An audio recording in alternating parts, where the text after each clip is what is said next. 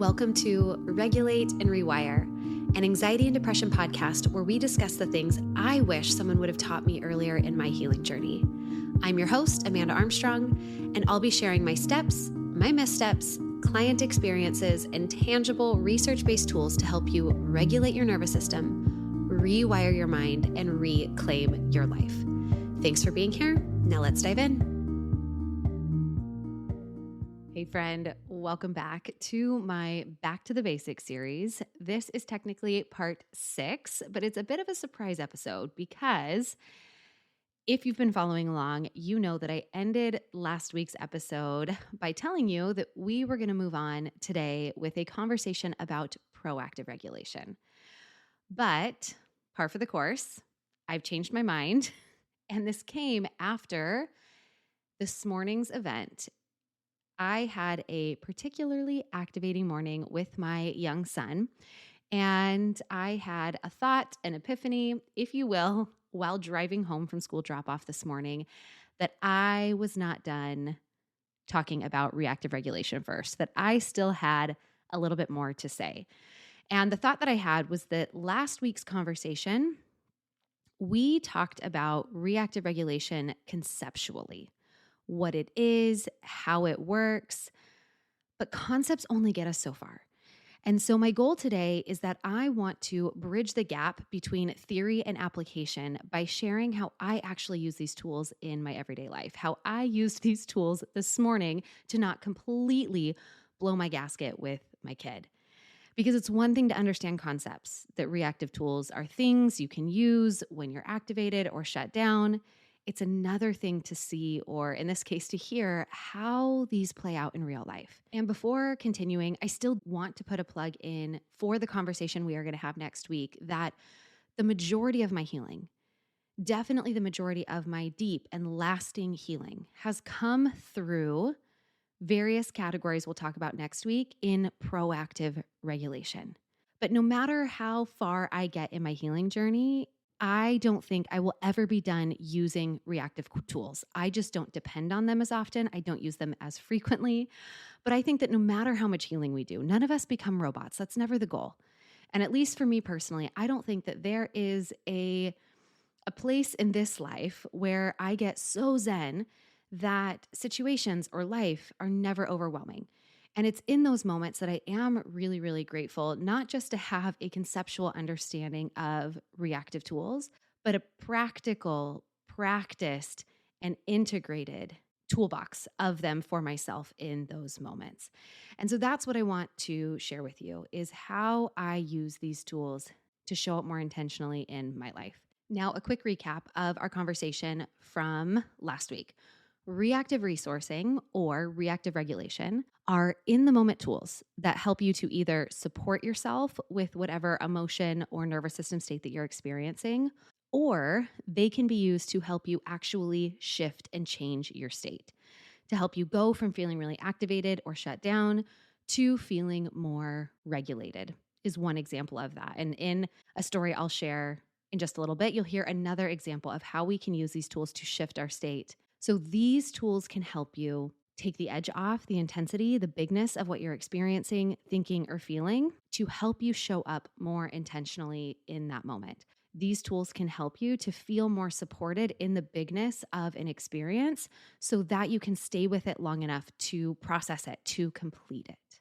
Now I want to tell you about my morning with my 4, just weeks away from 5-year-old son, where I was so grateful to have my reactive regulation toolkit, because in the moments where I need it most, in the moments that are really important to me in my life, for example, the way that I show up in my role as a mother, these tools help me show up in more intentional and authentic ways. They help me show up in ways that I don't have to regret. So this morning started a little bit later than normal. So there was a little bit of urgency in my system that I noted even just a few minutes into getting the kids breakfast, getting them up. And then my 2 sons sat at the table. My 2-year-old loves right now to take his metal cup and just bang it on our table. Then there was my older son, who just had so many opinions at the breakfast table this morning Then, as we're trying to get his jacket on to get out the door, he insisted on wearing the same sweatshirt that he has been wearing for many days now. He really likes this particular sweatshirt because it has really big pockets, and I quote, "Mom, so I can collect things without them falling out." Again, very typical 4, almost 5-year-old boy stuff. But this sweatshirt, friends, oh my gosh, it's so filthy. So filthy. And I have let him wear it filthy already for many days. And today I just made the decision that this was my limit. I was going to do a load of laundry anyways. He was going to need to pick a different jacket. And ooh, the meltdown that ensued. And one thing led to a meltdown about another thing. We were already running a little bit late. I didn't want to miss the drop-off window. And I just felt my body progressively tensing, progressively activating. It started in my stomach, then my chest got tight, my shoulders, and then I felt it in my throat. And I know I have a particular feeling. It's almost like that, like a yell. A yell is just caught. It's stuck right there. And I could feel almost every part of me wanting to yell, just force another sweatshirt onto his body, throw him over my shoulder, and put him in the car. And I will be the first to admit that that's probably not far from what I've done once or twice in the past, but it is not what I wanted to do today. It's not what I want to make a habit of moving forward. It's not the mothering that I feel good about afterwards. In general, I have just decided that I don't want to be the mom who yells because she can't settle the bigness inside her. So in this moment, I am basically crossing the threshold into his room. I am under the door frame and I can feel the yell. It's so close. But because I have proactively practiced my reactive tools so frequently, or I have practiced them in lower stake moments often enough that I now actually have pretty automatic access to them when I have a micro moment of awareness. So the minute I noticed the felt sensation of my shoulders rising and the yell in my throat, I know when I get to this point that I need to physically take a step back. Because as I've mentioned in previous episodes on this podcast, my default survival mode is fight. And I don't really want to fight my kid. That's not the goal this morning. So what I did was I physically took one step back. I inhaled as I clenched my fists, and then I exhaled as I released my hands and let my shoulders drop down. That step back was communicating to my nervous system, we don't want to move in towards this. Take a beat. Clenching my fists was a way of communicating and validating to my nervous system, hey, yes, I see this urge. I feel the fight response. And now with us exhale, let's physically release our hands and shoulders so that you can know that it's okay to ease up because this isn't a tiger. This isn't war. This is your young child. There is nothing to fight here. What you need to know is that your body, your nervous system does not speak a verbal language. I can tell myself to calm down with my thoughts 100 times, but unless I do something to sensationally communicate safety or release to my nervous system, it's unlikely to make a bit of difference. How many times have you told yourself you're overreacting? Calm down, calm down. And that almost makes it worse. It almost makes it worse because it's such a disconnect between what you're thinking in your head and what you're feeling in your body. So this experience of, ooh, I feel the yell in my throat. I'm going to physically take one step back, inhale, clench, exhale, release, 5 seconds, if that. That was all I needed to be able to step back into that situation, stern but kind, instead of yelling and escalating the power struggle. Stern but kind. A clear boundary was set, an option was given. We've got to go, we are going, and here is your option. Now, with that reactive tool, did it get me from feeling frustrated and like I wanted to flush my kid down the toilet to feeling like calm, cool, collected, easy breezy cover girl mom? No, it didn't. But it took the edge off enough so that I didn't regret the way that I showed up in this situation or in this relationship with a person that's really important to me. And that is what these reactive tools so often can do. is they can take the edge off the intensity in the moment so that you can have even just a little bit more access to your logical brain, a little bit more access to your authentic regulated self to show up in a way that feels better for you, to show up in a way that you really want to, not the way that your reactionary self is pulled to. In this particular situation, the proactive work here could be to ask myself, is this a pattern? Why was this so particularly activating for me in the first place? Was it just an accumulation of a busy morning and not the best night's sleep? Or did this ping on a particular internal wound of mine? And those are all things that I can choose to look at and step into at a later time. But in that moment this morning, as this was all unfolding, that was not the time to ask those questions. That's not the time to look at all of this. In that moment, it was the time to get a grip, to be present with him and myself in the situation. And reactive regulation tools are exactly what can support you in doing that. Let me give you a few other examples of how I have turned to my reactive toolbox in the past week or couple weeks. So let's start with a few days ago. I hit that 2 p.m. energy slump that many of us know so well.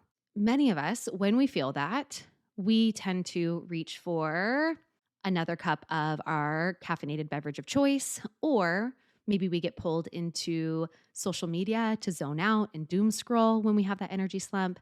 But here's what I know for me, that when I turn to caffeine that late in the afternoon, it impacts my sleep, which makes me more likely to feel this energy slump again tomorrow. I also know that if I reach for my phone to scroll, number one, I'm going to end up being on my phone way longer than I want. And I'm going to, when I get off my phone, I am going to have even less motivation than when I grabbed it for my little break. On this day, instead of falling into either of those default reactions or patterns, I used activating breath work to help me jumpstart and energize my nervous system. I looked at the situation and I said, okay, what state am I in? And I was like, I am feeling not completely shut down, but I definitely have some red zone energy right now. I am slumping. I am immobilizing. I was like, okay, like, where do you want to be? Where do you want to be? Because you have an hour and a half left of childcare. This is your to-do list. Where do you want to be? And I was like, I want to be focused. I want to feel energized and focused on this task. I wanted to shift my physiological state. So I said, okay, what tool is going to do that? What tool is going to take me from being a little bit exhausted, immobilized, to having the energy to be focused? And we talk a lot about breath work in the context of helping us to calm down. But you can also use breath to enliven, to zhuzh and activate your nervous system. So while a deep, slow breath or an extended exhale breath can calm your system, a breath pattern that I call double breathing can actually help you to awaken, to encourage focus, to activate your system. So the breath practice that I turned to was a quick double inhale through my nose with a kind of a forceful, quick exhale out my mouth. It sounds like this. In and out, in and out, in and out. Now, if you're feeling anxious, don't do this. This might take you over the edge. But if you're having this energy slump and you want to really come to, 30 to 60 seconds of that had my insides buzzing. I looked up and I was like, yeah, I might even take this last hour and go work from my walking pad.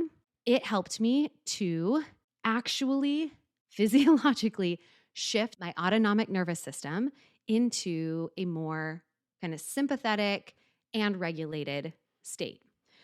So again, helping to segue our understanding of reactive versus proactive work. I am not currently regularly experiencing these 2 p.m. energy slumps. I just happen to feel it that day.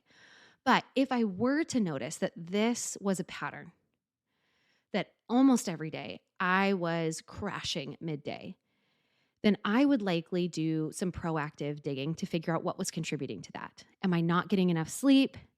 Is that my body's way of saying I've had too many consecutive hours at a computer that we need a break? Is my blood sugar crashing and I need a snack? Do I not feel purpose around the work that I'm doing or navigating my day?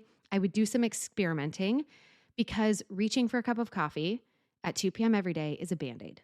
It's a Band-Aid, not a solution. That Afternoon exhaustion is a symptom trying to communicate something to you.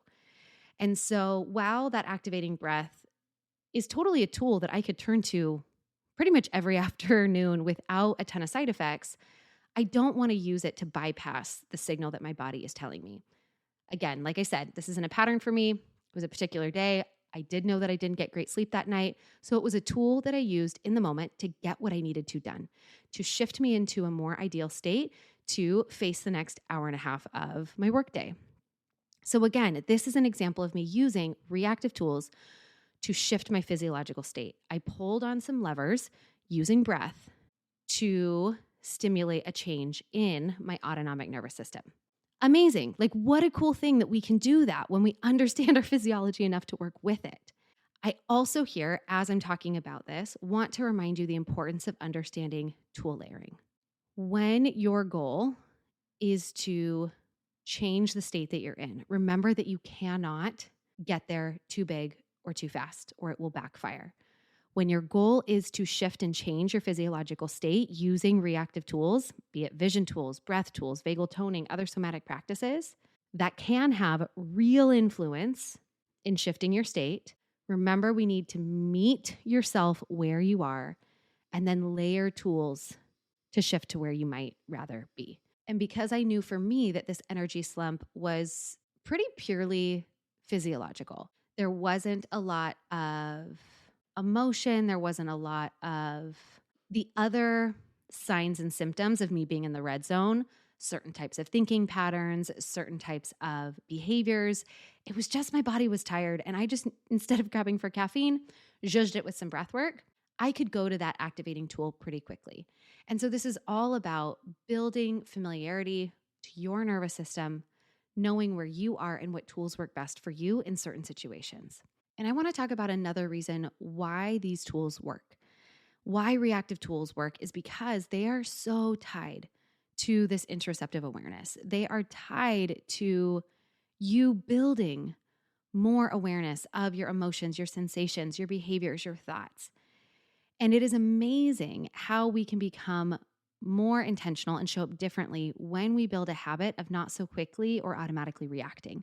Like this morning, reactionarily, I wanted to yell. I wanted to dismiss. I wanted to pick up my kid, throw him over my shoulder, throw him in the car.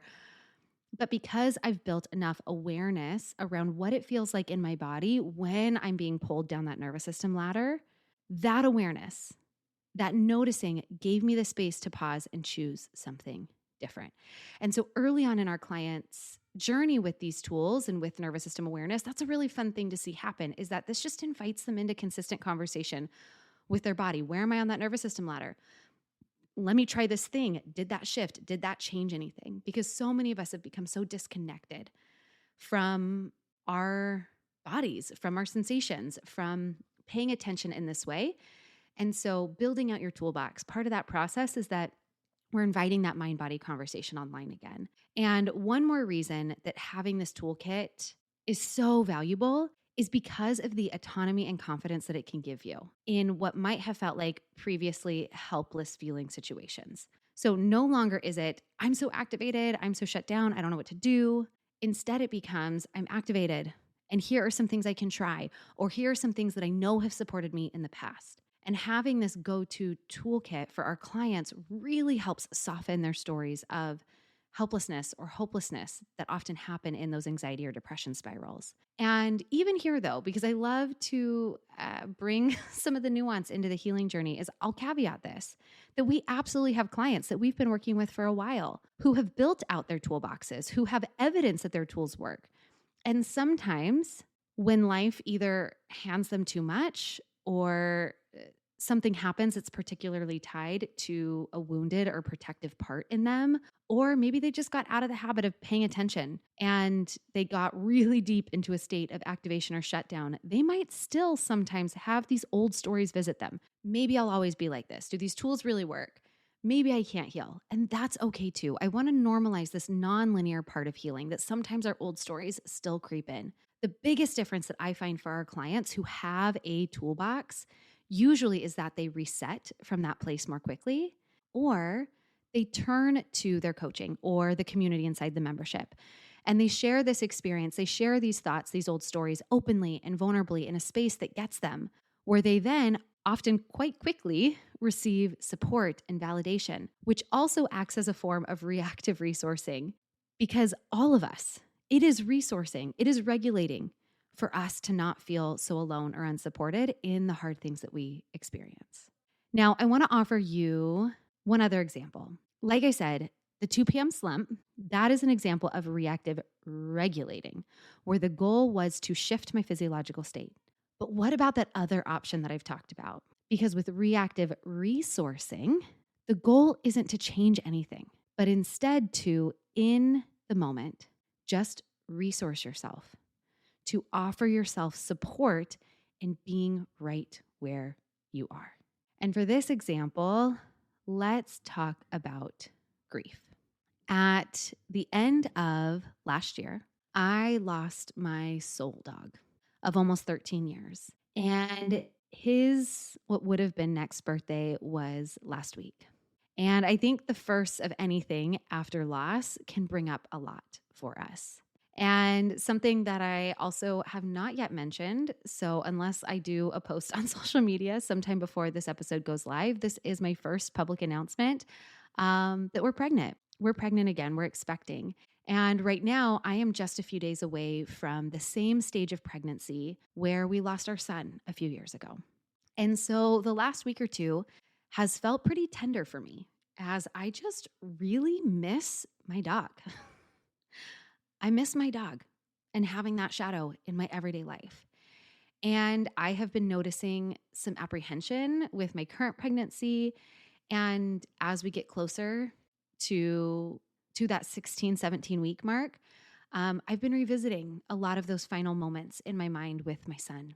And the reality with this is that there's nothing here to fix or change. And yet grief is hard and heavy and can be all consuming in moments where I don't want to drown in it. And so I turn to my reactive resourcing tools as my anchors, as my buoys to let myself feel and be with while also still being able to stay afloat. And so some of those things for me have looked like just letting myself cry and then pausing to look up to do some visual orienting. I have taken these big feelings out for a walk more than once. I've crawled into bed at the end of the day and shared some of my heaviness with my husband, seeking co-regulation. Friends, connection is one of our most powerful regulation tools, especially when we are dealing with more of a shutdown state. Another time that this showed up for me in the middle of my workday, I just stood and I did some swaying, I did some bilateral tapping. This helped me to stay grounded in my body while processing and being with that emotion. And in these experiences, I often will layer in some self-validation, sometimes speaking literally aloud to myself, something like, this is grief moving through, and it makes sense that you feel this. You don't need to rush it. It's okay that it's here. And so when grief hits like this, it can be really tempting to push it away, to distract from it, or feel like you need to get over it. But through this nervous system lens, I recognize grief as a natural response that needs respect and space. And my reactive resourcing here wasn't about trying to fix the grief or make it go away. Instead, I use tools to help me stay present with the grief without becoming overwhelmed by it. And this is what reactive resourcing can look like in those moments too. What I want you to notice in these examples is that we can approach reactive regulation from different entry points. We can access it and approach it through the sensations in our body, noticing tension, heaviness, shallow breathing. We can have that awareness that we might want to turn to those tools through emotion, recognizing anxiety, frustration, or grief. We can also notice it through thought patterns or beliefs, catching ourselves in these specific narratives. And this ties directly back to what we discussed in part 2 of this series, the process of nervous system mapping. It's one thing to know about the nervous system. You need to get to know yours. And the more familiar you become with how you uniquely experience these different states, the more effectively you can regulate and resource when you find yourself there. And I have a worksheet that we use with all of our clients to help them explore and map out their nervous system states. So again, my hope with this conversation was to take last week's conceptual conversation about reactive regulation and resourcing and make it more real. My hope is that you might be able to find some parallels between the examples that I shared and experiences from my life to circumstances or experiences in your own life. Because here's the thing, I teach you a lot on this podcast, lots of concepts, lots of science, but it doesn't matter what you know. It is what you do with what you know.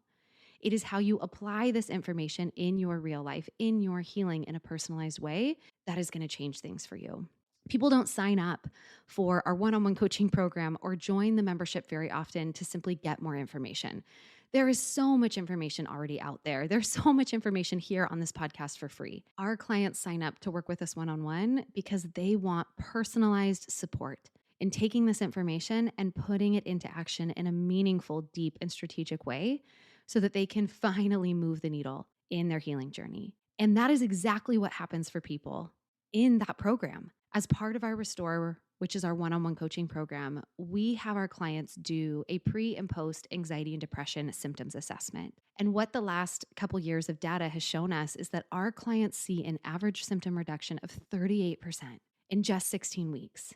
And that's been a really, really exciting thing to see numerically. And it's so validating to approaching and understanding and working with healing through a nervous system lens.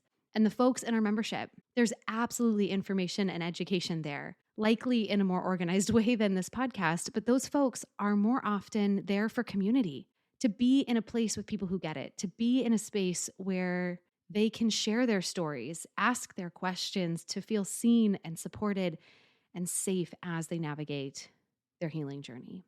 To summarize, here are 3 takeaways about why reactive tools work. It's because, number 1, they can directly impact your physiology. Breathwork, movement, temperature changes, visual exercises can shift your autonomic nervous system state. They work because, number 2, they help us create awareness and pause. Even if you don't shift states completely, the simple act of noticing and pausing creates space between stimulus and response. This morning with my kid, I felt frustrated, but that pause allowed me to respond intentionally rather than to react automatically. And number 3, they work because they build confidence and agency. Having these tools counters the helplessness that often comes with dysregulation. Instead of that story of, I don't know what to do, you begin to think, I have tools that I can try. And this builds a sense of agency, self-efficacy that supports your healing in the long run. And so as we wrap up this extended look at reactive regulation, I have a simple invitation for you. I invite you to notice one opportunity today or tomorrow where you can try a reactive regulation tool. Maybe it's a moment of frustration, overwhelm, irritation. Just try one small tool, a deep breath, a gentle movement practice. Maybe it's just simply naming the state that you're in and see if anything shifts. See if it makes a difference. And don't worry about doing it perfectly. The practice itself of noticing and trying builds the neural pathways that make regulation more accessible over time.